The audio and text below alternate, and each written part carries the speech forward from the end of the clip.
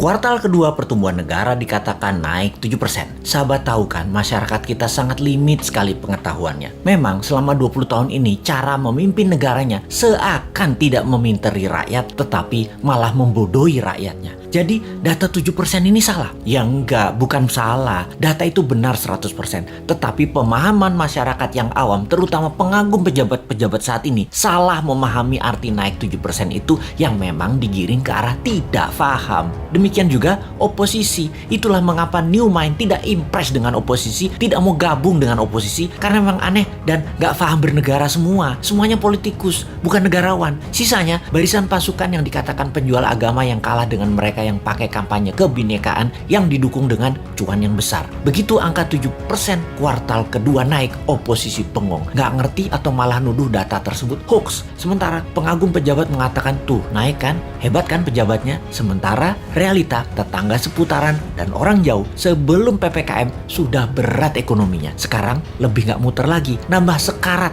butuh oksigen. Kok gak ada yang naik? Begini melihatnya. Biar makin paham bahwa New Mind mencoba memberikan pemahaman cara cerdas bernegara. Naik 7% itu year on year. Paham? Nggak peduli. Kini kita ilustrasikan. Tahun lalu minusnya 1,9%. Tahun ini minusnya 1,7%. Naik dari minus 1,9% ke 1,7% itu naik sekian persen. Betul kan? Ya betul, naiknya begitu kira-kira. Bukan dari 1,9 minusnya total lompat plus 7%. Ya bukan begitu. Jadi data tidak salah. Cuman demi populerisme. Kayak artis gitu deh. Nggak boleh terlihat jelek. Jadi diambillah mengemasnya dari sisi positif. Itu tidak salah. Yang salah adalah pemahaman banyak orang yang terus dipolitisasi. Mangkel deh 20 tahun ini gak dewasa-dewasa juga bernegaranya. Lebih mangkel lagi, kenapa setiap masalah pejabat yang ditugaskan dia lagi.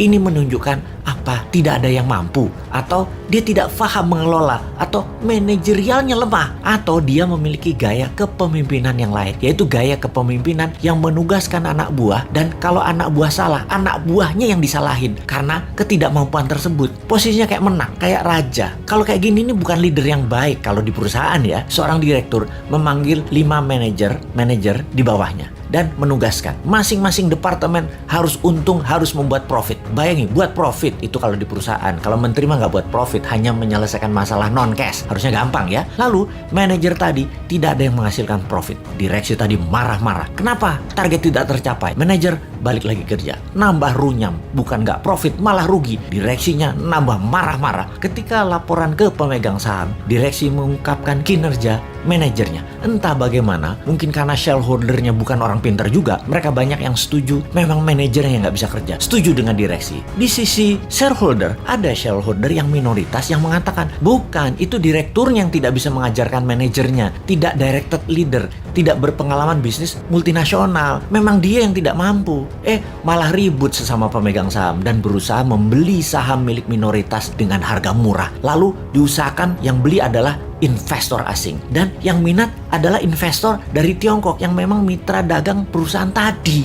Sudahlah, itu hanya ilustrasi, capek kita balik ke pokok awal tadi. Lalu sektor mana yang naik? Sektor yang dipegang oligarki, yang memang hanya 3% mereka itu, tapi mengendalikan 70% ekonomi. Wis, ngerti ya ilustrasinya ya? Sudah, sana berantem lagi. New Mind mah nonton aja, abis kita dianggap bodoh, padahal bodoh beneran.